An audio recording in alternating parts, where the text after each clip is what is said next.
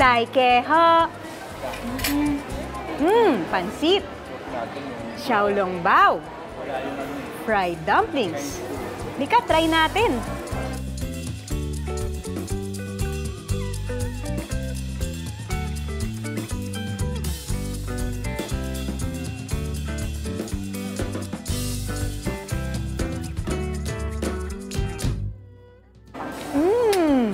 Chinhocha.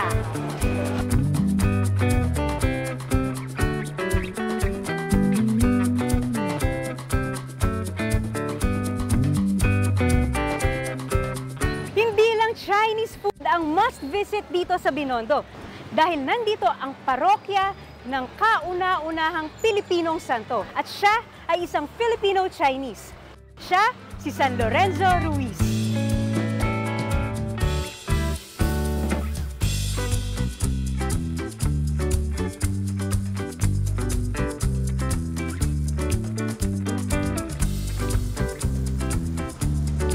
Ito ang Minor Basilica and National Shrine of San Lorenzo Ruiz. Kaya samahan ninyo ako sa isa na namang lakbay simbahan dito sa Lakbays. 我请您隆重欢迎您来 Minor Basilica and National Shrine of San Lorenzo Ruiz, Binondo, Tiongkok Siya, Manila.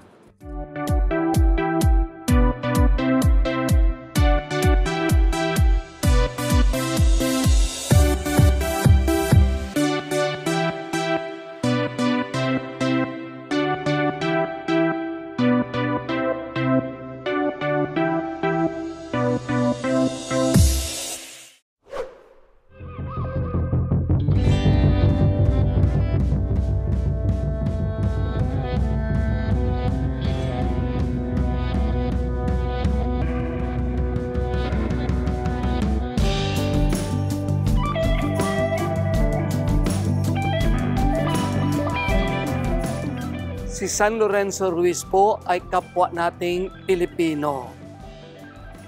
Pero at the same time, tulad ng maraming Pilipino, at tulad ko, siya ay isang mistiso. Ang kanyang papa ay Chinese or Chinoy or other Chinese at ang kanyang mama ay Pilipina. Pinanganak ko siya sa Binondo, Manila noong between 1600 to 610. May asawa siya at 3 anak, 2 lalaki at 1 babae. Maliwanag po na si San Lorenzo Ruiz ay isang working man. Ordinaryong tao na nagtrabaho. Hindi siya yung pensyonado. Kasi eskribano siya sa opisina ng parokya. Kumbaga, office staff siya, clerical staff siya, So, isa yan na with which maka-identify ang masa, ang ordinaryong worker, ang ordinaryong trabahador. At siyempre, maging practicing Catholic. Kasi nagtrabaho siya, pero hindi niya kinalimutan ang kanyang pagiging Katoliko. Ang debosyon kay San Lorenzo Ruiz sa Binondo at sa ibang bahagi ng bansa. Mayroon sa mayroon. Pero sa totoo lang, hindi ganon kalaganap, hindi ganon katindi tulad ng debosyon sa mahal na ina, syempre. Ang layo ng comparison. O kaya sa ibang santo. This means we have a challenge, na to promote some more ang sariling atin.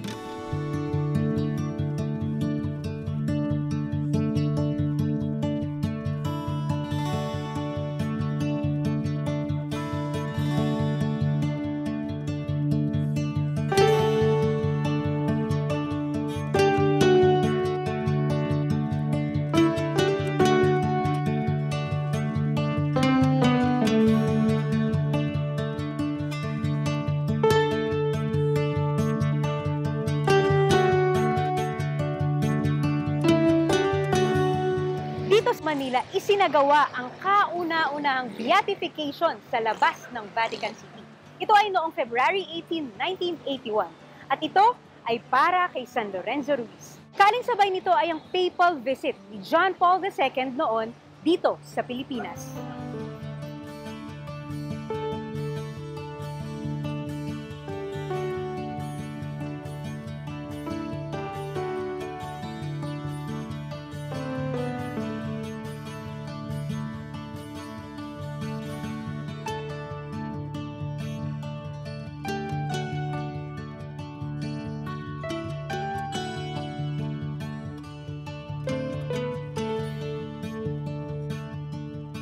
Nagsimula ang misyon ng mga Dominican Fathers dito sa Binondo area noong 1587 or even earlier nasa Intramuros sila, pumupunta sila rito para alalayan, paglingkuran at maging kasinodality baga ang mga Chinese converts. Through the decades and centuries, ilang beses nasira ang simbahan. 2 beses earthquake. Isa naman yung British invasion of Manila. Oo, so may una na daw simbahan, tapos na earthquake ka, tapos ang British invasion ka, tapos yung pinakahuli, nasira towards the end of World War II.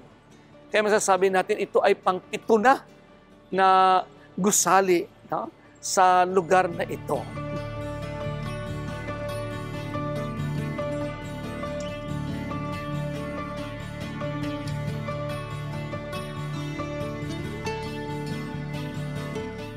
Itong simbahan, noong panahon ng Espanyol, kinilala mo na ito na Iglesia de San Gabriel.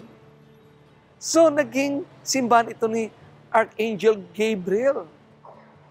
At pinalitan lamang, so from the beginning, that was 1596, Iglesia de San Gabriel.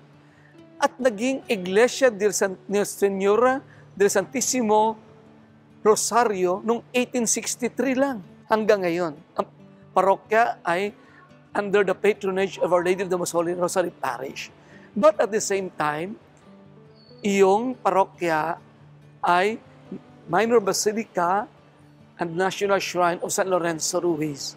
Naging minor basilica nga noong 1992. And since then, kinilala din siyang National Shrine.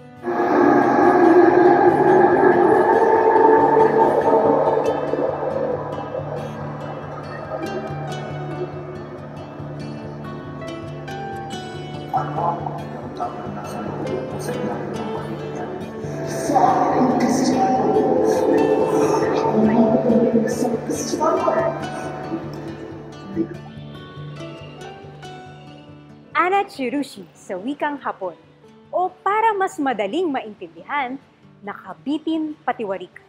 Ganito ang torture na dinanas ni San Lorenzo Ruiz noong siya at ang kanyang mga kasama ay naging bihag sa Nagasaki, Japan. Siya ay dayuhan sa Japan, pero pinanindigan niya ang kanyang pagiging Pilipino at pagiging Katoliko kahit manganib ang kanyang buhay.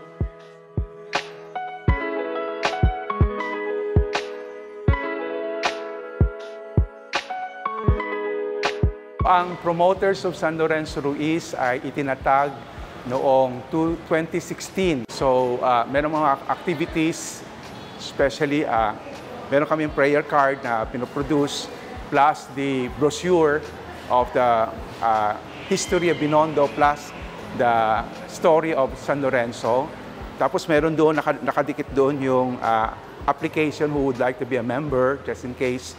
So, tapos nilalagay yan sa box para makuha namin, so yung ma-recruit yung members. And also, engagement and linkages with other San Lorenzo Ruiz parishes.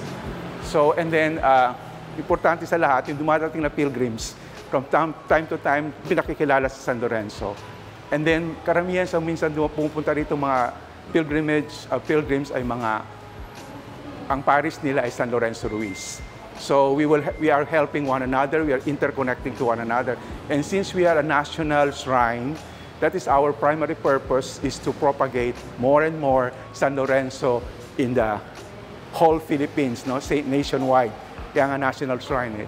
So as much as possible, tuwang-tuwa kami kung may dumarating dito na ang pangalan ng parish ay San Lorenzo Ruiz. The propagation is through when we link with somebody else, kasi National Shrine kami, so we are offering conferences, forum, para matulungan yung mga parishes na nagugulat nga sila kasi meron kaming stories about San Lorenzo which they have never heard. We have to acknowledge his being Chinese ethnicity kasi we owe him, no? And nakakahiya naman, hindi naman siya totally Filipino. He's a Filipino-Chinese saint. That is, we have to propagate that also. Kahit 1,000 man nyaring buhay ng aking katawan, pawa kong ipapapatay kung inyong pagpipilitang si Kristo'y aking kaligdan. Winika ito ni San Lorenzo Ruiz bilang pagpapatunay na siya'y alagad ni Kristo sa isip, sa salita, at sa gawa.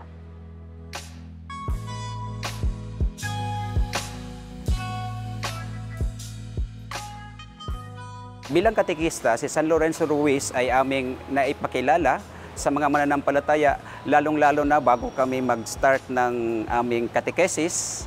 So, pinapakilala muna namin kung sino si San Lorenzo Ruiz. Dito siya nabinyagan, dito rin siya nakumpilan, dito siya naglilingkod sa ating parokya bilang altar server.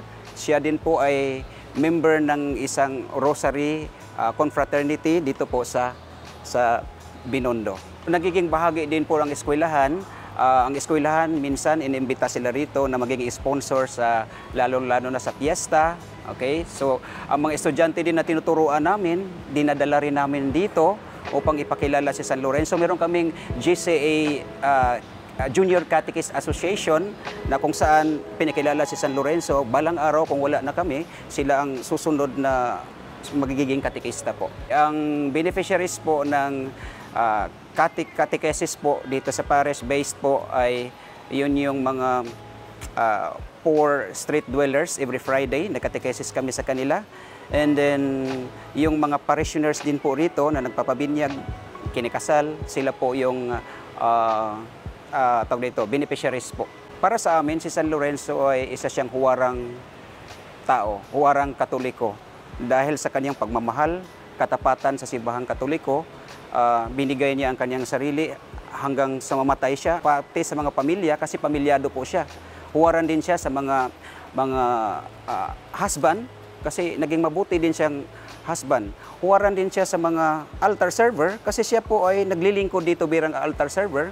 Huwaran din po siya sa mga mananampalataya, yung naghahangad na mapalapit sa Diyos, kasi nananalangin din po siya.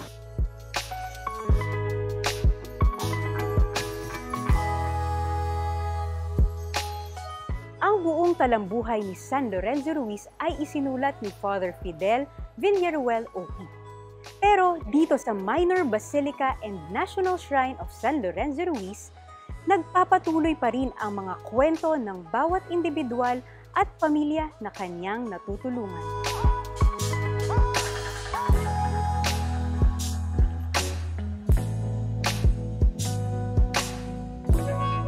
Ito pong mga beneficiaries po para sa ating feeding program o tinatawag nating kusina ni San Lorenzo ay sa ating mga kapatid na mas nangangailangan po na ating tulong, katulad po ng mga street dwellers, mga pulubi dyan, at ang mga barangays po na nasasakupan po ng ating parokya.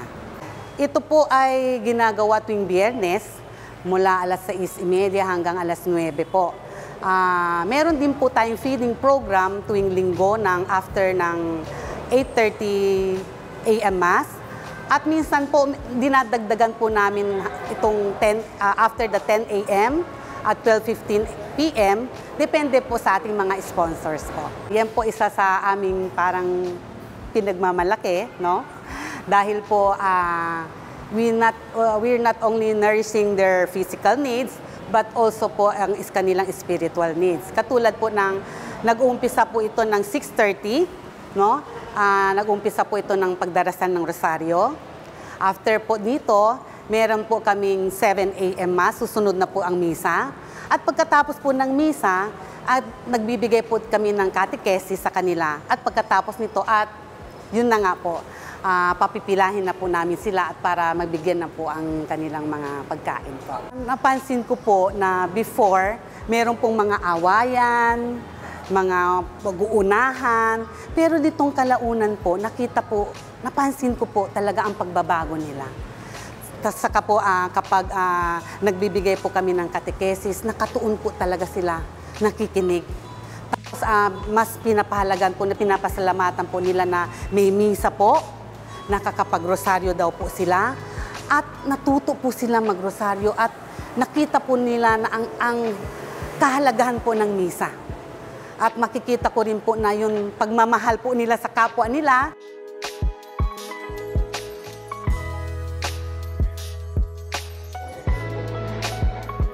Isa sa mga ina-attribute na himala kay San Lorenzo Ruiz ay ang tuluyang paggaling ng isang batang may sakit na hydrocephalus noong siya'y 2 years old pa lamang. Ang batang ito ay si Cecilia Alegria Policarpio ng Kalinog, Iloilo.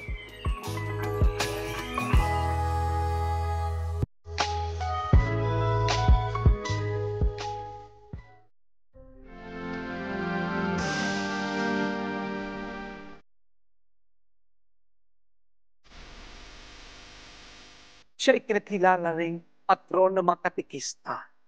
Kasi nga po, nung nandun siya sa Japan kasama ang mga Dominican Fathers, tumulong siya sa pagpangaral. Bawat September 28 po, ang kapistahan ni San Lorenzo Ruiz. Ito lang po ang kaisa-isang minor basilica, ang National Shrine of San Lorenzo Ruiz sa buong Pilipinas at sa buong mundo. At dito siya talaga isinilang, bininyagan, lumaki, ikinasal, naglingkod, at siya ay ating kapwa Pilipino.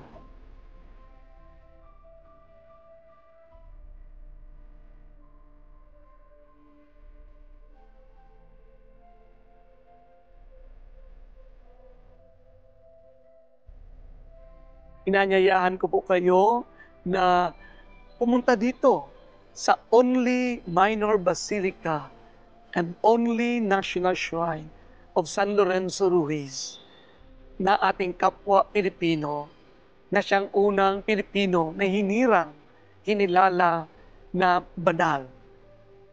Mga kapatid, bukas po ang ating simbahan everyday. Kahit na 6:30 ng umaga, bukas hanggang 6:30 ng gabi o alas 7 ng gabi, you are always welcome. Hindi lamang upang siya ay parangalan bilang kapwa Pilipino, kundi upang ipagdasal ang inyong mga pangarap sa buhay. At tulad ni San Lorenzo Ruiz, harinawa magkaroon kayo ng marangal na hanap buhay, at habang naghahanap buhay, mayroon ding oras para ma-involve sa ating kanya-kanyang parokya, para ang ating ugnayan sa Diyos at sa kanyang sambayanan ay patuloy na lumago habang tayo'y naghanap buhay.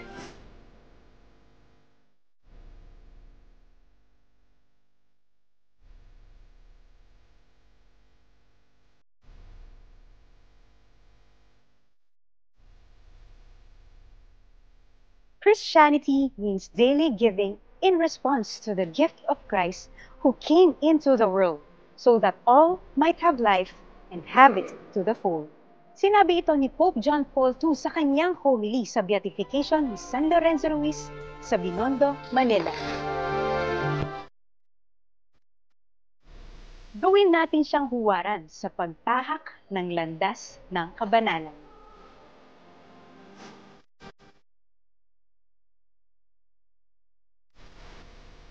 Ako po muli si Kat Diaz. Marami pong salamat. Hanggang sa susunod na Lakbay Simbahan, dito sa Lakbay!